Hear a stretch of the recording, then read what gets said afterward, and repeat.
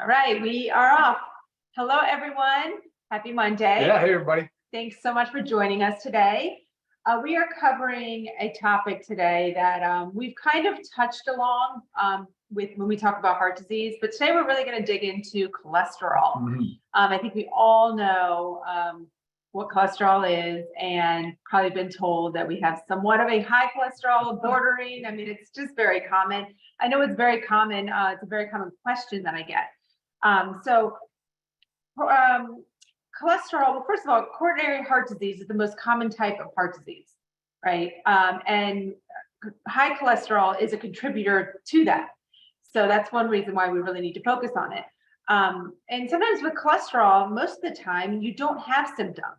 So it's kind of like a, I don't know, what do they call it? Like insidious. Like a hidden risk factor. Sure. You know, so we don't really know what's going on until it's too late. And the problem with, high cholesterol, this leads to heart attack and stroke. Mostly. And coronary heart disease, I mean, I think it's 1 out of 5 deaths due to, coronary heart disease. And really, I was just reading a statistic that adults over 20, 1 in 20 of adults over 20 have coronary heart disease. And that's pretty crazy, because now we're not just pushing along into the older population where maybe we think that we get, the common diseases and sicknesses. It happens at all ages. And it's really something that you need to be educated on, and you need to know your numbers. You need to work with your doctor to understand what's going on so you can help reduce your cholesterol and prevent it from increasing. So Ryan's gonna quickly give us maybe not quickly, but he's going to give us the science and dig into all about cholesterol. And I'll try to intervene if anything gets a little bit too scientific. Yeah, thanks, Lisa. It's hard because this is an area, a topic that we can dive deep on just one little area. And then we could spend a lot of time on the pharmacological options and the pros and the cons there. But we're going to try to simplify it today. We're going to run down sort of what it is, how it presents, some risk factors, what the therapy options are, and we'll kind of go through that to the best of our ability. But you're right, a lot of people deal with it, and of course there's some genetic component. So high cholesterol, it's also called dyslipidemia. It's also called hypercholesterolemia. Familial hypercholesterolemia is that genetic component, which I think you might have. I'm not sure. Yeah. Anyway, so those terms just describe an abnormal lipid panel. That's what your cholesterol panel is referred to as, because it's really just measuring cholesterol as a type of fat. So they call it a lipid panel. Whereas dyslipidemia is the most common. That's typically where you see all of your lipids. So your HDL is going to be considered low, your LDL will be high, your triglycerides will be high, total cholesterol high. And we'll talk about all those in just a quick second. But she nailed it, right on the head. It's the coronary artery disease part that we're most concerned about. So it all contributes to heart disease. And when you look at heart disease, like Lisa said, the number 1 cause is CAD, coronary artery disease. And that's a buildup of plaque. That's what they call atherosclerotic disease. And actually, there's a term now for it, atherosclerotic cardiovascular disease, ASCVD. And that's the way that they're really kind of approaching this, because over time, high amounts of primarily LDL-C, and we'll specify what those are in just a second, but that ultimately is what, over time, out of control LDL-C, along with some inflammation, obviously, is what starts to develop and build up these plaques. And it sort of becomes more occlusive. It shrinks down the arteries and ultimately potentially can lead to a break off. Some small fragment breaks off, lands in your heart or your brain, leading to, therefore, a heart attack or a stroke.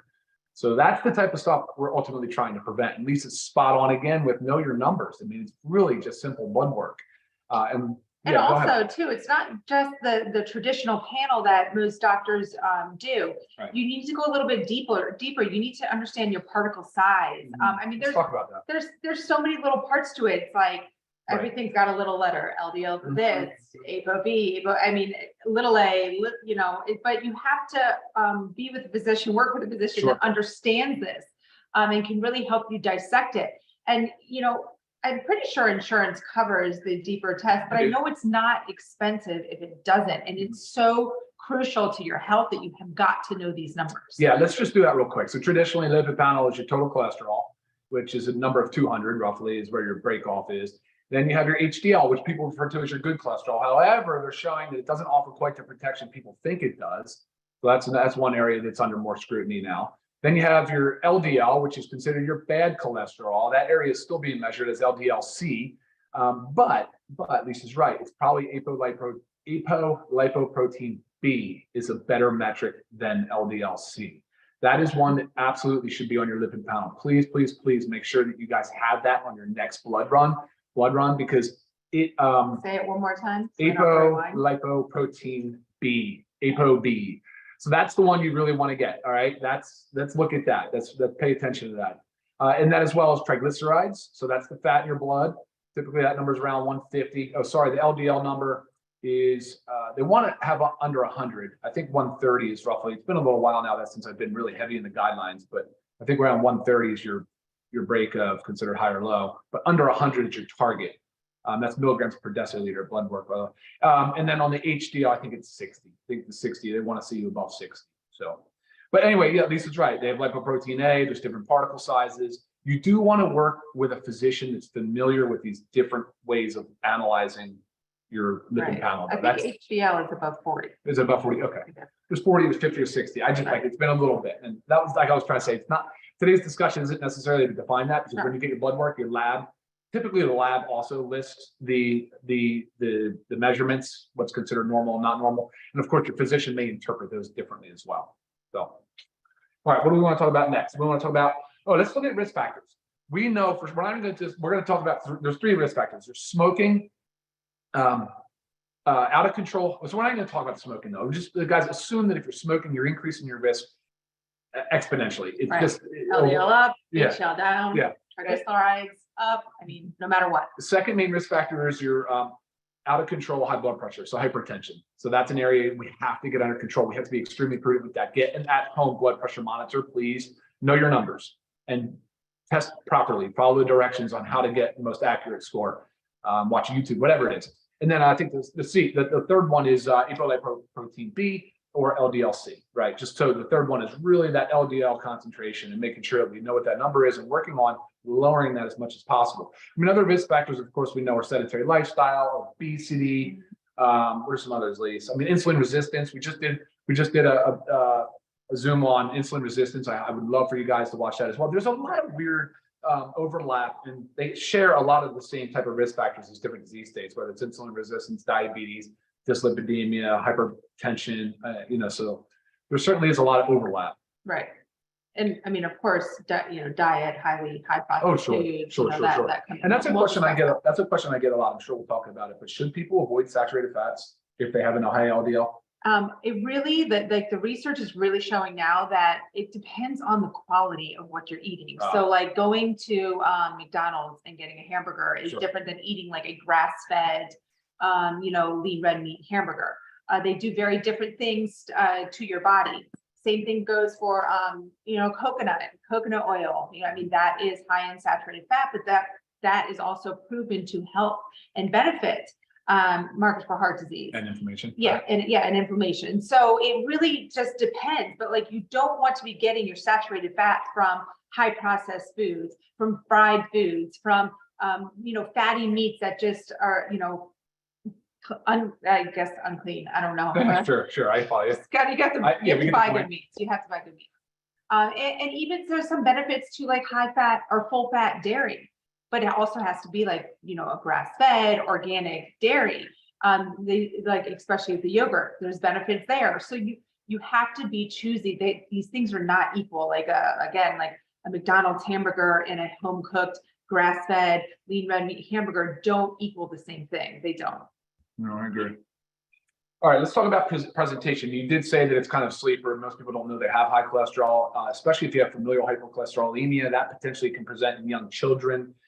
So again, knowing that if you have a family member that has either died from a cardiovascular event or had a cardiovascular event, has high diagnosed LDL, you should know. You need to know your numbers. You certainly need to know your numbers. For the most part, though, the presentation is insidious, which means it's really unknown and continues to get worse over time until potentially there's a cardiovascular event. So myocardial infarction or a stroke. There are some things though, like erectile dysfunction, poor blood flow, poor perfusion. So, either intermittent, it's called intermittent claudication or peripheral artery Which is disease. exactly like the cramping of the calves, right? And also that I'm talking about too, some of the peripheral neuropathies, even has more to Gotcha. do with PAD, the peripheral artery disease. So there are some things that start to have indicators, but typically, and most people we're seeing is it's a lifestyle thing. They're presenting with insulin resistance or type 2 diabetes at the same time. And a lot of it has to do with sedentary lifestyle and poor nutrition. Right.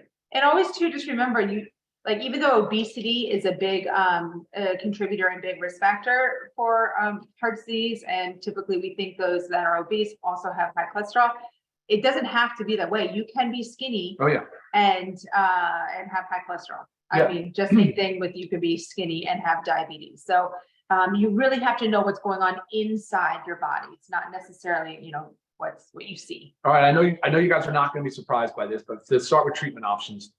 We know big pharma is involved here big time, and again, I'm not going to opine on that exactly, but I will tell you that the guidelines still specify that lifestyle changes is number one. Always, always, always lifestyle changes, and that's the message that we're trying to convey to you today. Probably because the insurance, the way that, especially on the American side, the way that our chronic disease is managed, it's all done through insurance, and it's all done through, reimbursements. And there's not much there when that first diagnosis comes in with dyslipidemia for lifestyle changes. I mean, hopefully there's at least an introduction, like a conversation on it, but then you're sent home and left to figure it out all by yourself. And that's not cool. Like, that's seriously not an easy thing to do. It's awfully intimidating at times. And so that's part of the reason why we do these Zooms too. We get a lot of questions. And it's helpful for us to have this content to share with everybody and to let you know that the first place, and of course the most impactful, is lifestyle. And it's not just supplementation. We'll talk about that in a minute, but certainly we'll go through that, because beyond that, the next thing is statin drugs. And we know that statins are widely used. I don't know, in America alone, I think it's 40 million people are on a statin drug, and that just number continues to climb. They are effective in a lot of ways, but they come with some downsides. And I always talk about from a drug-induced nutrient deficiency, right? We've done this, I believe, the video. We've done a drug-induced nutrient deficiency Zoom on statins. I think we've already done it. But nonetheless, there's quite a few things that happen when you go on a statin drug. And that's what I want to touch on real quick now, Lisa, and then we can jump into some other things related to stuff. But real quick, it could deplete your body of, so if you start a statin drug, it can deplete your body of coenzyme Q10. It's the way that statins work, they're considered, the mechanism of action is an HMG-CoA reductase inhibitor. So it basically stops the production of LDL cholesterol. But with that, potentially, we're losing our coenzyme Q10 stores, all right? Also testosterone. So it can affect our testosterone production, because remember, I didn't talk about this, but cholesterol, of course, is a precursor to sex hormones. We need cholesterol. It's an essential component and structural component of our cellular membranes. So, it's interesting, Lisa, LDL, like when kids are born, is like next to zero. And then, like, I don't know, in their early years, it's only like 10 or 20 milligrams per deciliter. And then over some stage in our life, it starts hitting. And we're undergoing the most rapid brain development and as a child in the first year of life, and second, third, and fourth, fifth. And so your LDL is so low. So for the people that say you need high LDL numbers, I'm sorry, I'm just not in that camp. Right. Yeah, I do support aggressive LDL lowering. I really do, but I want to do it as much as possible with lifestyle. Right. Right. So lowers, I said testosterone, because we know it's a precursor to sex hormones. Lowers vitamin D, right? We'll talk about that. That's an essential. We need our vitamin D. It lowers vitamin E, lowers selenium. I think that's it. Maybe a few others. Let me see if I have. Carnitine. Carnitine, zinc, copper, and omega-3 fatty acids. So omega-3 fatty acids as well, which we'll talk about because of the factor form. Right. And even though, this statins do deplete certain minerals and they can have side effects within your body, Yep. It is still, it's very important to be on them if you need to be on them, because the risk. The risk reward, yeah, sure. It's just more important to have your cholesterol numbers down. What the goal is here is to really help you. Say you are on a statin or cholesterol lowering medication. Our goal here is to help you start to decrease naturally through lifestyle and supplementation. And that way you can work with your doctor. Maybe as your numbers start to decrease, then they can start to decrease your medication. And the end goal is eventually to be off the medication. And I've seen that before. Always, 100%. This is always doing this with your physician. I mean, my dad is one of them, but it's still a constant battle. Like he can't slip up. What my dad is now off his medication for cholesterol, but if he starts to, deviate into a little bit of maybe not eating as healthy, his numbers are going to go right back up. So you have to really maintain it with lifestyle. Lifestyle is so crucial. Cool. All right. What do we want to talk about next? So I just wanting to tie into lifestyle with our supplements, certain things that help to like decrease our LDL, increase our HDL, and also decrease our triglycerides. And some of those things can Did you say that correctly? I'm sorry, did I hear that properly? Decrease LDL, increase HDL, and decrease triglycerides, if I did not say that correctly. But one of the big things for LDL is high fiber foods, soluble fiber. Soluble. Thank you, fiber. And that's a case of fiber in our coffee. We've added that in there. So that's just another benefit to our coffee. But you can also get that with eating high fiber foods, your beans, oats, but always, trying to make sure we're keeping a low carbohydrate diet as well with cholesterol. You need to get rid of all your bad saturated fats. And that's kind of what we just talked about, that like the junky foods of like your dairies and your sorry. I don't know. What are we talking about? No, your red meats and your dairies and your junk oils, right? You want to replace those with the beneficial stuff, the heart healthy stuff. So your grass-fed dairy, your grass-fed meats, your olive oil, your coconut oil, all those things beneficial. Omega-3s. This is fatty fish. So omega-3 fatty acids, actually, the FDA does have a position statement on where they say it's approved marketing or approved claim, health claim, to lower triglycerides. So that is absolutely one benefit of omega-3 fatty acids. There is a prescription drug on the market that does exactly that. Typically, the dose starts around 1 gram, so 1,000 milligrams of EPA and DHA. But truthfully, it's around 3 to 4 grams where it really starts to lower cholesterol. Right, which is what, we always say you can increase. You should increase. Your factor 4, we say 2 per day, but if you're really working on something, you can increase your dose. What is it, up to 8? Well, so 2 of these a day, like this is the dose. 2 a day is 1,000, basically just under 1,000 milligrams of EPA. Which is good maintenance. Good start. Good has good for inflammation, all that, but really you need to increase it to about 6 soft gels per day to get to the 3,000 milligram ballpark. Right. To start to lower your triglycerides. Right. So it's super important. And we always struggle, like it's great to eat your fatty fish. I mean, I would eat salmon every single day of my life if I could, but we also know that our fish, our sea is not as, clean as it was, and we can start to show buildup of mercury. So you also have to limit that. So that's where it's really great to be able to supplement. So I try to balance how much salmon I have a week, and I make sure I always get my factor 4. 0 trans fats, like 0, even the smallest amount is going to increase, can lead to increasing your LDL. That comes in your packaged foods, guys, like your Twinkies, all that junk that we like love, to walk down those center aisles of the grocery stores, and they're all in there. There's filled with trans fats, and legally they're allowed to put on their 0 trans fat, even if there's like what, I think it's 0.5 something. I think it may be 0.5. So just remember those foods, the trans fat is made to increase the shelf life. So it lasts on the shelf longer. So if you see something like there, then it can last on your shelf for 6 months. Red flag, something's wrong. Years, probably. Right. I mean, exercise, crucial. You have got to exercise. Studies show that, especially high intensity interval training. And with high intensity interval training, that's where the most benefit is seen with your cholesterol. You don't have to do that, but more than 1 to 2 times a week. I'm not saying exercise only 1 to 2 times a week. Just incorporate that into your active lifestyle 1 to 2 times a week. Okay. Actually, let me comment on that. I will say, so there's a study, and this is a good, strong study. It showed about 50% reduction in mortality for those that started at least 3 hours a week of exercise. And I made a note here. I want to write it down. So 1 hour of strength of the 3 hours, 1 hour of zone 2. Maybe you can elaborate on what zone 2 is, and 1 hour high intensity. So that's like your boxing, your dance, your interval class type stuff. But divided up over the week. Right? Yeah. So 3 hours. However it works for you. However it works for you. Absolutely. Okay. Yeah. And zone 2, that's like your sustained endurance. So you can talk during It's it, not easy, but you you're, can yeah, talk. you're like, okay, yeah, you're having like little conversations. You're not Yeah. full blown talking. So it's maybe a super light jog.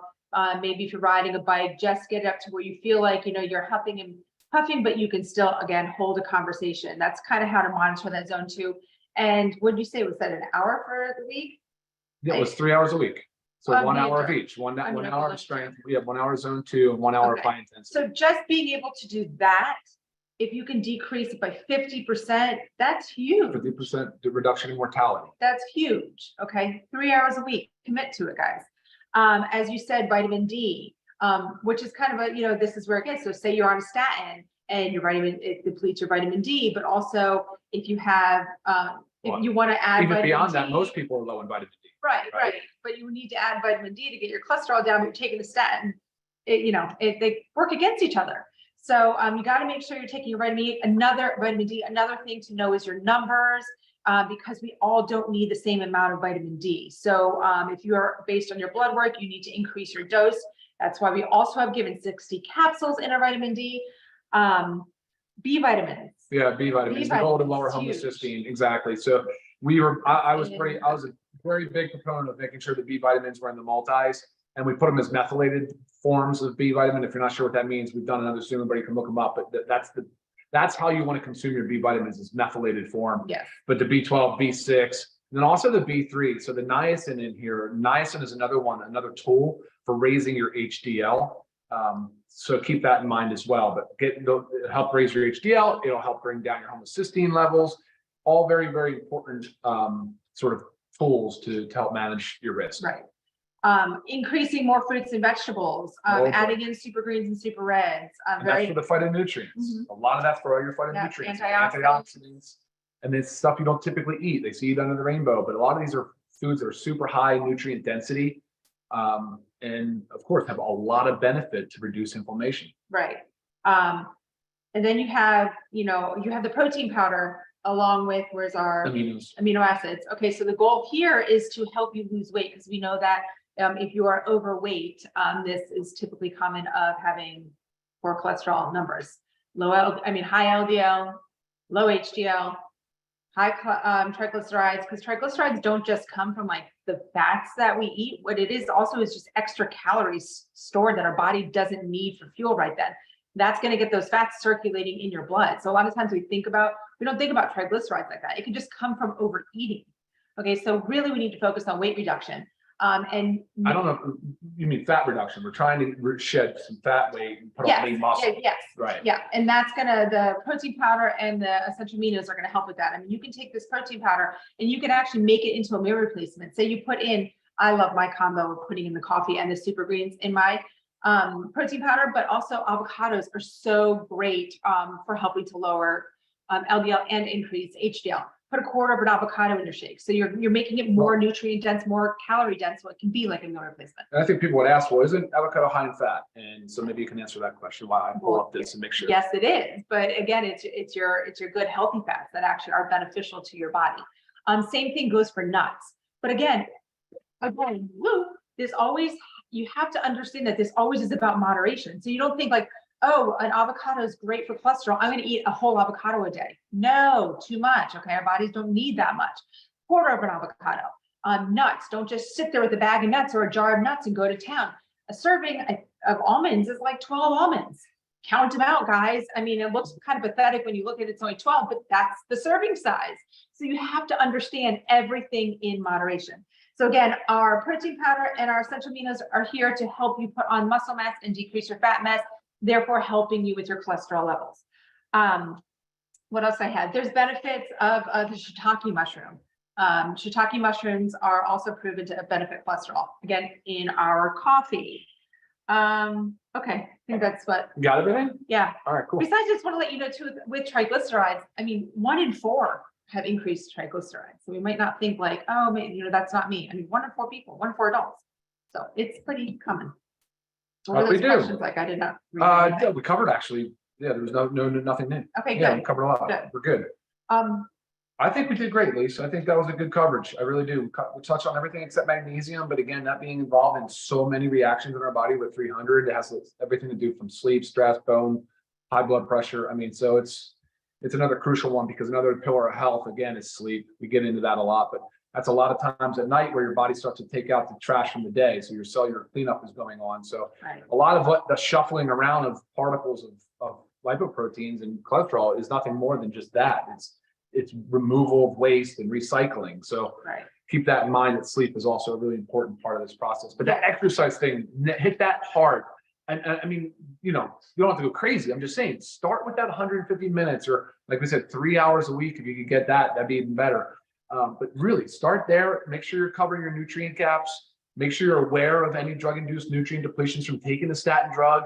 Make sure you know your cholesterol numbers. Ask for apolipoprotein B. If you're getting totaled, maybe you can seek out a new provider if you're just not happy with what you're hearing from your current providers. Online telemedicine platforms now, and there's functional health providers that can help you understand and can do a little bit more of a deeper dive into your lipid panel. So all very important stuff. Watch out for your insulin resistance, because that is also another big one that contributes to heart disease. But get on the other Zoom and listen up about the type 2 diabetes, insulin resistance. I think this one's a great one. We had the blood pressure one. We had one on high blood pressure, because you heard me say, one of the top 3 risk factors is out of control high blood pressure. So know your numbers. You can do it easily. Blood pressure, cholesterol is an easy blood panel. Lisa said vitamin D is easy.